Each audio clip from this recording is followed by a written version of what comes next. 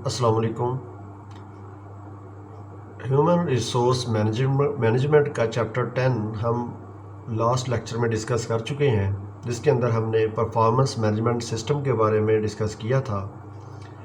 किसी भी ऑर्गेनाइजेशन के अंदर जब एम्प्लॉइज़ को हायर किया जाता है, फिर उनको ट्रेन किया जाता है, और अगर उनकी परफॉर्मेंस इवैल्यूएशन के में वो फ्रूटफुल साबित हो रहे हों तो फिर तो हमारे लिए वो फ़ायदेमंद साबित होते हैं। और अगर परफॉर्मेंस मैनेजमेंट सिस्टम जो है उसमें वो कोई फ्रूटलेस साबित हो रहे हैं तो वो हायरिंग भी गलत और ट्रेनिंग भी ज़ाया गई। और परफॉर्मेंस मैनेजमेंट सिस्टम ने हमें हेल्पफुल किया कि हमें बता सकता है परफॉर्मेंस मैनेजमेंट सिस्टम कि आइदर ये एम्प्लॉइज़ फ्रूटफुल हैं और ये एम्प्लॉइज़ फ्रूटलेस हैं। आइए देखते हैं इसके बाद इस चैप्टर के अंदर रिमेनिंग जो पोर्शन है कि जो परफॉर्मेंस मैनेजमेंट सिस्टम है उसमें क्या फ्लॉज होते हैं, कौन सी डिस्टॉर्ट्स हैं जो अप्रेजल सिस्टम के अंदर हमारे अप्रेजल सिस्टम को फेल कर देते हैं, वो कौन से ऐसे एरर्स हैं जिसकी बेस पर हम कह सकते हैं इन एरर्स को रिमूव करना चाहिए ताकि परफॉर्मेंस मैनेजमेंट सिस्टम जो है वो इफ़ेक्टिव हो सके। तो देखते हैं जी कौन कौन सी डिस्टॉर्शंस हैं। लीनियंसी एरर है, हालो एरर है, सिमिलैरिटी है, सेंट्रल टेंडेंसी एरर है, इन्फ्लेशनरी प्रेशर है और इनअप्रोप्रिएट सब्स्टिट्यूट्स। ये वो एरर्स हैं जिनको हम देखते हैं डिटेल के साथ। First of all, leniency error. Lenient mean each evaluator has his or her own value system. Some evaluate high positive leniency and other low, that is negative leniency. मिसाल के तौर पर एक मैनेजर जो है वो अपने एम्प्लॉइज़ को इवेल्युएट कर रहा है, अप्रेजल लिख रहा है, तो उसके अंदर 5 ऑप्शंस हैं, वेरी गुड, गुड और एवरेज, फिर बैड और वेरी बैड की। तो अगर उसके अंदर पॉजिटिव लीनियंसी है तो वो एक एवरेज एम्प्लॉई को भी गुड में डाल देगा, और अगर नेगेटिव लीनियंसी है तो वो एक एवरेज एम्प्लॉई को वेरी बैड में या बैड में डाल देता है। तो this is called leniency error. Leniency error जो है, इवेल्युएटर जो होता है वो अपने लीनियंट एटीट्यूड की वजह से वो इवेल्यूशन जो है वो उसके अंदर एरर आ जाता है। सेकंड एरर है हालो एरर। हालो एरर क्या होता है? Evaluator let's an assessment of an individual on one trait only. जो इवेल्युएटर है, जो मैनेजर है, जिसने परफॉर्मेंस अप्रेजल जो है वो लिखनी है, वो किसी एक खूबी या खामी की वजह से, किसी एक ट्रेड की वजह से उसको पॉजिटिव या नेगेटिव इवेल्युएट कर देता है। तो this is also an error, that is called hello error. Similarity error क्या होता है?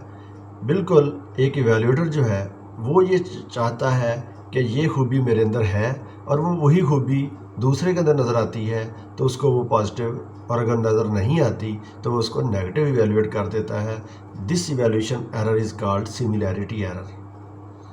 And low appraiser motivation. जो इवेल्युएटर है अगर वो प्रॉपरली मोटिवेट ही नहीं, उसको कोई रिवॉर्ड भी नहीं मिलना अगर वो किसी की इवेल्यूशन ठीक लिखे या गलत लिखे, तो एज ए रिज़ल्ट ये भी एक एरर है जिसकी बेस पे हम कहते हैं जी लो अप्रेजर मोटिवेशन, कि एक अप्रेजर जो है वो मोटिवेट नहीं है। क्यों? क्योंकि उसको ना ही कोई रिवार्ड है ना ही कोई पनिशमेंट है, तो वो रूटीन में किसी को जैसे मर्जी इवेल्युएट कर दे। तो this is an error, that is called low appraiser motivation error. Next one is the central tendency error. Central tendency statistics के अंदर एक एवरेज को कहा जाता है। तो the reluctance to use the extremes of our rating scale and to adequately distinguish among employees being rated. तो ये इवेल्युएटर जो होता है वो अपने एम्प्लॉई को दरमियान में रख देता है, वो कहीं एक्सट्रीम पोजीशन पे नहीं देखना चाहता, ना ही वो वेरी गुड पे लगाता है ना ही वेरी बैड पे, वो एवरेज मार्क कर देता है। That is called central tendency error. Inflationary pressure क्या होता है? ये भी एक एरर है जिसमें जो इवेल्युएटर होता है वो ये देखता है कि अगर मैं इसको रेट कर दिया तो हो सकता है ये भी मेरे बराबर आकर बैठ। फॉर एग्ज़ाम्पल एक मैनेजर है तो वो अपने सब ऑर्डिनेट को इसलिए अच्छा इवेल्युएट नहीं करता due to central inflationary pressure वो ये समझता है कि कल को ये मेरे साथ पैरेलल आकर मेरे जैसी जॉब पे बैठ जाएगा, तो that is also one of the error. Inappropriate substitute for performance, inappropriate substitute for performance के कोई परफॉर्मेंस का सब्स्टिट्यूट नहीं होता। दैट इज़ एफर्ट तो नज़र आती है एक एम्प्लॉई की, एंथुसियाज्म भी नज़र आता है, अपीयरेंस भी नज़र आती है, लेकिन जॉब से इररिलेवेंट चीज़ें जो हैं वो हों तो उसको हम कह सकते हैं कि ये जॉब्स के रिलेटेड नहीं है। एक एम्प्लॉई बड़ा इफ़ेक्टिव दौड़ता भागता है, आते जाते सलाम करता है अपने सीनियर को, लेकिन जॉब से रिलेटेड नहीं है, तो ये भी एरर है, उसकी बेस पे आप उसको इवैल्यूएट कर देते हैं। नेक्स्ट एरर है attribution theory. Evaluations are affected based on whether someone performance is due to internal factor. Attribution theory ये कहती है कि या तो वो इंटरनल फैक्टर की वजह से परफॉर्म नहीं कर रहा, या कोई एक्सटर्नल फैक्टर हो सकते हैं। इंटरनल फैक्टर भी हो सकते हैं और एक्सटर्नल फैक्टर भी हो सकते हैं। If poor performance is attributed to internal control, the judgement is harsher than when is attributed to external control. तो कुछ ऐसी खूबियाँ, कुछ ऐसे फैक्टर्स जिनको हम कंट्रोल कर सकते हैं, इसलिए हम उसकी बेस के ऊपर इसको इवैल्यूएट कर देते हैं। जैसे फॉर एग्ज़ाम्पल एक सेल्स की जॉब है, सेल्समैन है, तो उसके पास बाइक है और वो बारिश हो रही है और वो बाहर प्रॉपरली परफॉर्म नहीं कर पा रहा ड्यू टू रेन, तो हम कह सकते हैं ये एक एक्सटर्नल फैक्टर है जिसकी बेस के ऊपर उसकी परफॉर्मेंस इतनी अच्छी नहीं आ रही। तो एट्रीब्यूशन थ्योरी ये कहती है कि आप उसको उस फैक्टर्स की बेस के ऊपर जो कंट्रोल कर सकते थे उसकी बेस के ऊपर उसको इवैल्यूएट कर दिया जाता है।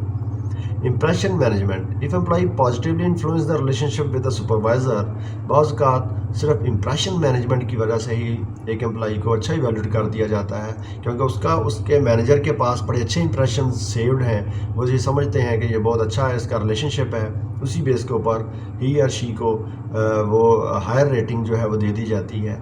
तो ये भी एक एरर है, that is called impression management. Thank you very much. Remaining जो है लेक्चर है वो नेक्स्ट कंप्लीट करेंगे। अल्लाह हाफिज़।